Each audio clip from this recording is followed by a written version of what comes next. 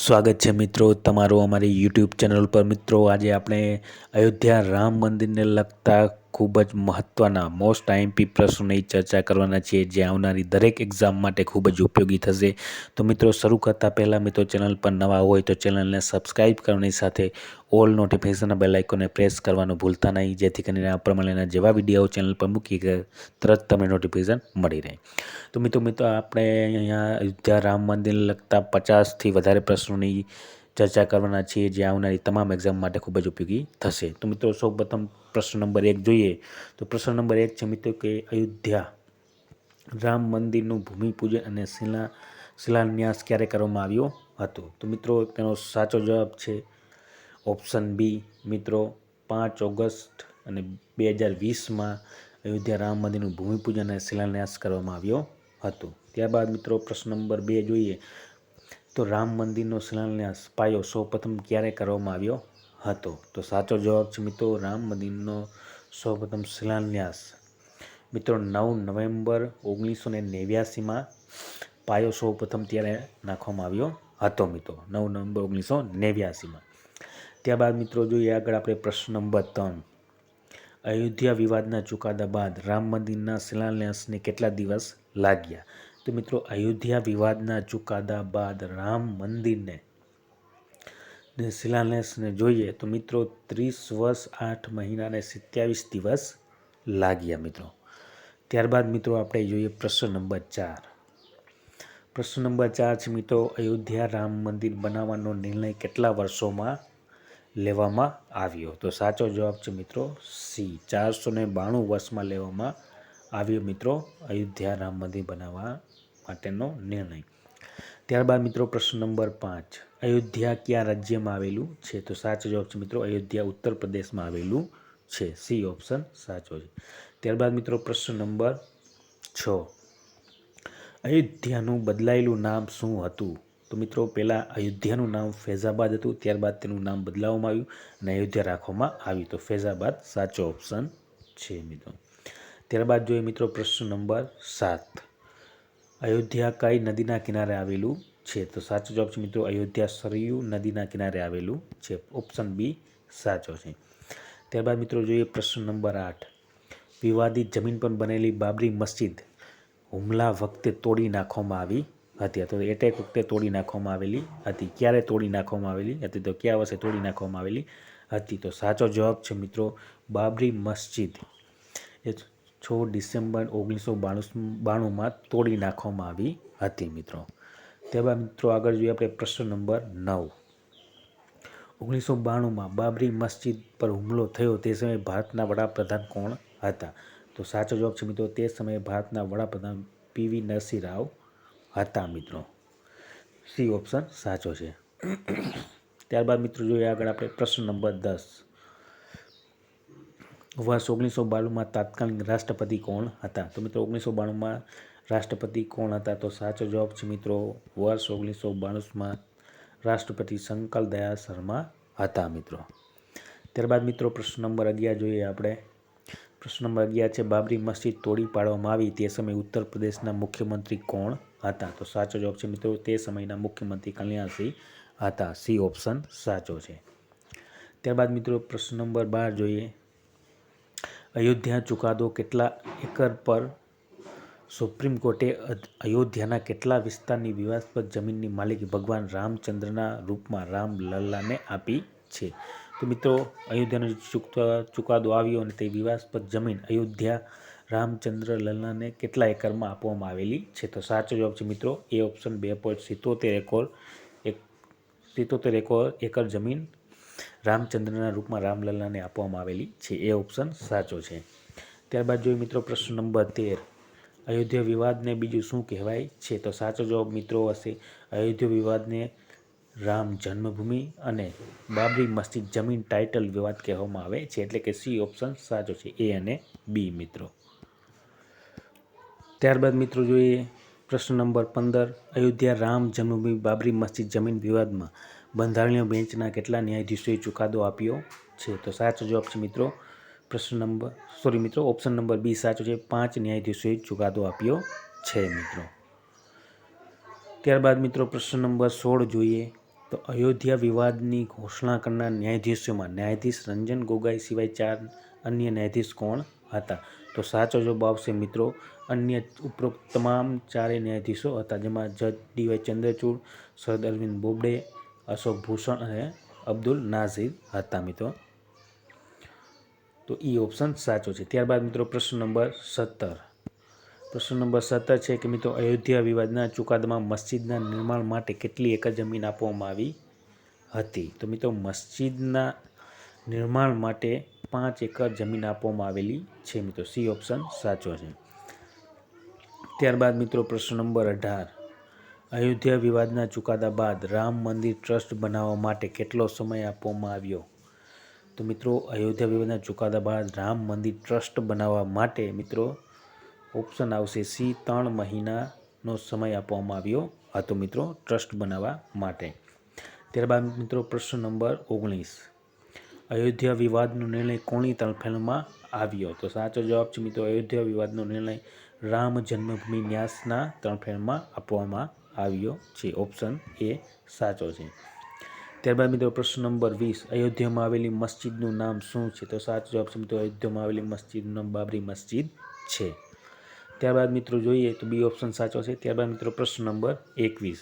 બાબરી મસ્જિદ ક્યારે બાંધવામાં આવી હતી? તો સાચો જવાબ છે બાબરી મસ્જિદ 1528માં બાંધવામાં આવેલી હતી મિત્રો. ઓપ્શન સી સાચો છે. ત્યારબાદ મિત્રો પ્રશ્ન નંબર 22. અયોધ્યા વિવાદમાં સુપ્રીમ કોર્ટે તેનો અંતિમ ચુકાદો ક્યારે આપ્યો? તો સાચો જવાબ છે મિત્રો અયોધ્યા વિવાદમાં સુપ્રીમ કોર્ટે તેનો અંતિમ ચુકાદો 9 નવેમ્બર 2019ના રોજ આપ્યો હતો. ત્યારબાદ મિત્રો પ્રશ્ન નંબર 23. અયોધ્યા વિવાદ પર સુપ્રીમ કોર્ટે તેની સુનાવણી ક્યારે પૂર્ણ કરી? તો મિત્રો અયોધ્યા વિવાદ પર સુપ્રીમ કોર્ટે તેની અંતિમ સુનાવણી મિત્રો 16 ઓક્ટોબર 2019ના રોજ પૂર્ણ કરવામાં આવી મિત્રો. 16 ઓક્ટોબર 2019ના રોજ અયોધ્યા વિવાદ પર સુપ્રીમ કોર્ટે તેની સુનાવણી પૂર્ણ કરી દીધી. ત્યારબાદ મિત્રો પ્રશ્ન નંબર 24. તાજેતરમાં કયા સ્થળે 4 લાખ દીવડા પ્રગટાવી રોશની કર્યા બાદ ગિનિસ બુકમાં નામ નોંધાવ્યું છે? તો સાચો જવાબ અયોધ્યામાં 4 લાખ દીવડા પ્રગટાવીને ગિનિસ ઓફ વર્લ્ડ રેકોર્ડમાં નામ નોંધાવવામાં આવ્યું છે. ઓપ્શન સી સાચો છે. ત્યારબાદ મિત્રો પ્રશ્ન નંબર 25. બાબર કયા વંશનો શાસક હતો? તો સાચો જવાબ છે મિત્રો બાબર મુઘલ વંશનો શાસક હતો. ઓપ્શન બી સાચો છે. ત્યારબાદ મિત્રો પ્રશ્ન નંબર 26. ભારતના પ્રથમ મુઘલ શાસક કોણ હતા? તો સાચો જવાબ છે મિત્રો ભારતના પ્રથમ મુઘલ શાસક બાબર હતા મિત્રો. ત્યારબાદ મિત્રો પ્રશ્ન નંબર 27. ઉત્તર પ્રદેશના વર્તમાન મુખ્યમંત્રી કોણ છે? તો સાચો જવાબ છે મિત્રો બી ઓપ્શન યોગી આદિત્યનાથ મુખ્યમંત્રી છે. ત્યારબાદ મિત્રો પ્રશ્ન નંબર 28. ઉત્તર પ્રદેશના રાજ્યપાલ કોણ છે? હાલમાં વર્તમાન રાજ્યપાલ કોણ છે? તો સાચો જવાબ છે મિત્રો હાલમાં વર્તમાન રાજ્યપાલ આનંદીબેન પટેલ છે મિત્રો. ત્યારબાદ મિત્રો પ્રશ્ન નંબર 29. તો મિત્રો પ્રશ્ન નંબર 29 છે કે મુખ્ય ન્યાયાધીશ રંજન ગોગોઈ, અશોક ભૂષણ, ડી.વાય. અયોધ્યા રામ બાબરી મસ્જિદ જમીન વિવાદ, અયોધ્યા રામ મંદિર ડેપ્યુટી પર ચંદ્રચૂડ, બોબડેને કયા 5મા ન્યાયાધીશની બંધારણીય બેન્ચે ચુકાદો આપ્યો છે? તો સાચો જવાબ છે મિત્રો ઓપ્શન સી અબ્દુલ નાઝીરે ચુકાદો આપ્યો છે મિત્રો.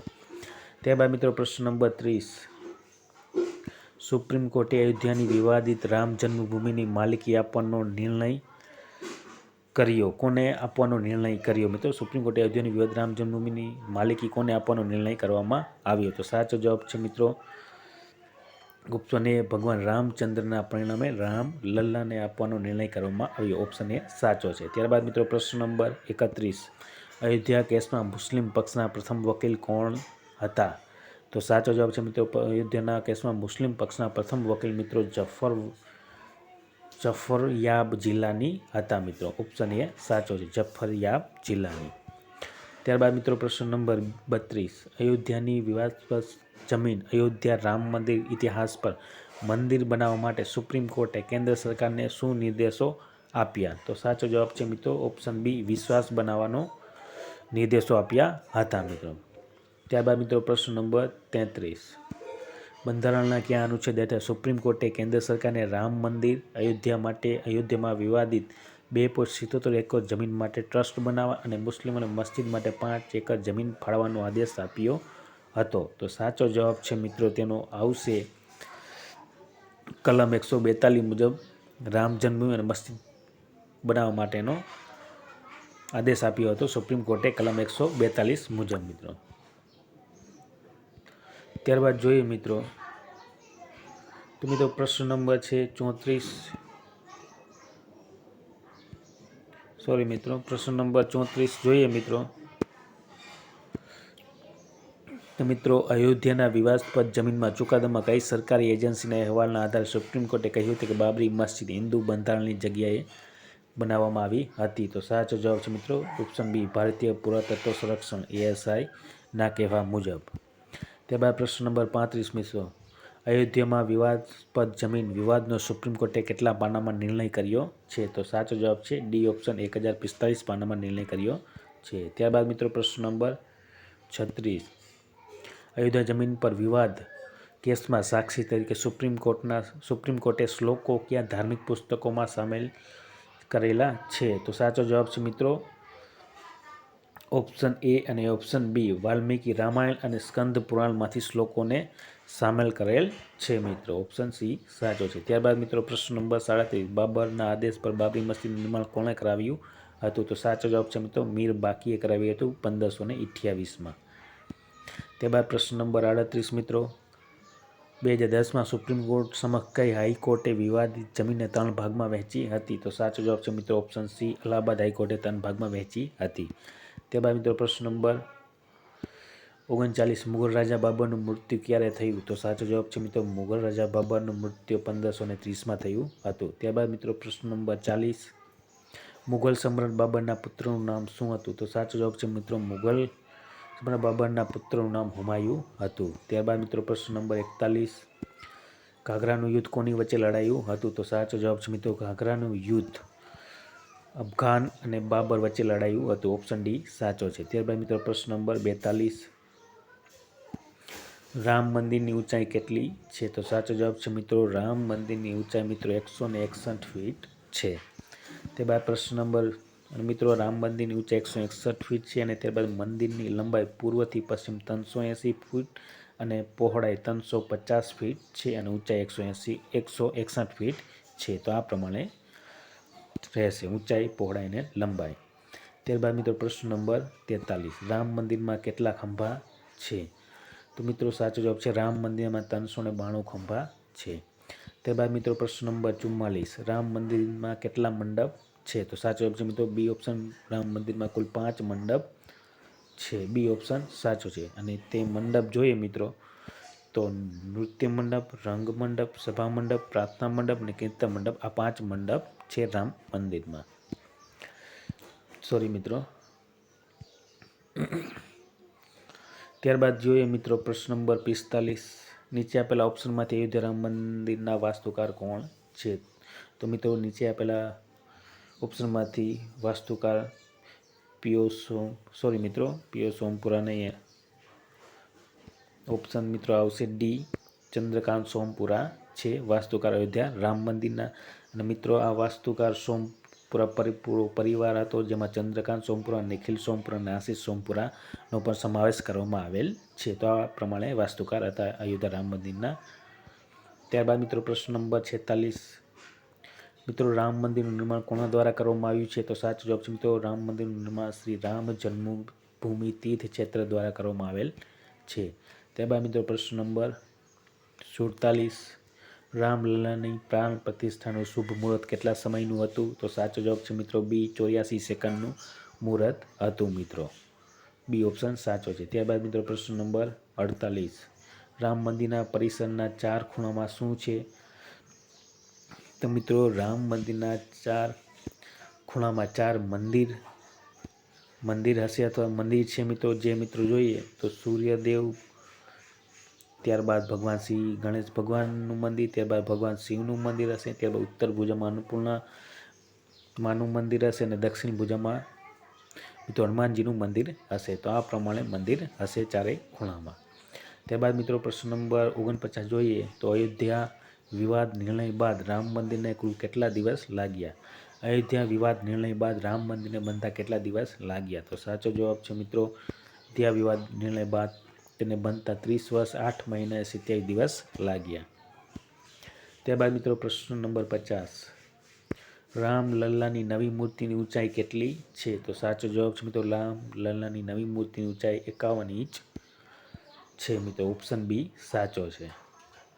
ત્યારબાદ મિત્રો પ્રશ્ન નંબર 51 મિત્રો, તો મિત્રો અયોધ્યામાં 22 જાન્યુઆરી 2024ના દિવસે મિત્રો સળગાવવામાં આવેલી અગરબત્તી કેટલા ફીટ લાંબી હતી? તો મિત્રો 22 જાન્યુઆરી 2024ના દિવસે જે અયોધ્યા રામ મંદિરમાં જે અગરબત્તી સળગાવવામાં આવી તે કેટલા ફીટ લાંબી હતી? તો સાચો જવાબ છે મિત્રો 108 ફીટ લાંબી હતી. ડી ઓપ્શન સાચો છે. ત્યારબાદ મિત્રો પ્રશ્ન નંબર 52, અયોધ્યા વિવાદમાં સુપ્રીમ કોર્ટે તેનો અંતિમ નિર્ણય ક્યારે સંભળાવ્યો હતો? તો સાચો જવાબ છે મિત્રો, અયોધ્યા વિવાદમાં સુપ્રીમ કોર્ટે તેનો અંતિમ નિર્ણય 9 નવેમ્બર 2019ના દિવસે સંભળાવ્યો હતો. અને ત્યારબાદ મિત્રો જોઈએ પ્રશ્ન નંબર 53, કે વિવાદિત ભૂમિ નિર્મિત બાબરી મસ્જિદનો ઢાંચો ક્યારે તોડી પાડવામાં આવ્યો હતો? તો સાચો જવાબ છે મિત્રો, વિવાદિત ભૂમિ બાબરી મસ્જિદનો ઢાંચો 6 ડિસેમ્બર 1992ના દિવસે તોડી પાડવામાં આવ્યો હતો. તો આ પ્રમાણે મિત્રો અયોધ્યા રામ મંદિરને લગતા ખૂબ જ મહત્ત્વના પ્રશ્નો 50થી વધુ પ્રશ્નોની તમારી સમક્ષ રજૂ કર્યા છે, જે આવનારી તમામ એક્ઝામ માટે ખૂબ જ ઉપયોગી થશે. અને મિત્રો વિડીયો ગમ્યો હોય તો લાઇક, શેર અને સબસ્ક્રાઈબ કરવાનું ભૂલતા નહીં મિત્રો. જય